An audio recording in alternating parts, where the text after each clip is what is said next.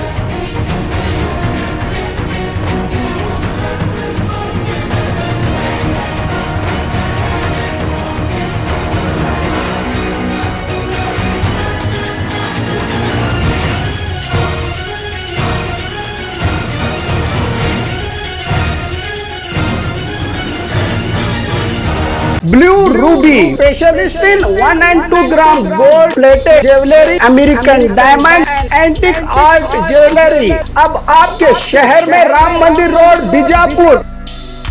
1 gram gold shop है हमारी। यहाँ पे हर चीज मिलेगी आपको, लॉन्ग नेकलेस से पकड़ के शॉर्ट्स, सभी हेड टू टो आपको सभी लेडीज आइटम मिलेंगी, जेंट्स आइटम भी मिलेगा, एडी, एंटी और ऑक्सीडाइज सभी चीजें मिलेंगी। क्वालिटी एकदम A1 है, एज इट इज गोल्ड के जैसा दिखता है। आप हमारे शॉप पे एक बार विजिट करिए, देखिए, आपको सेटिस्फेक्शन मिलेगा। Thank you.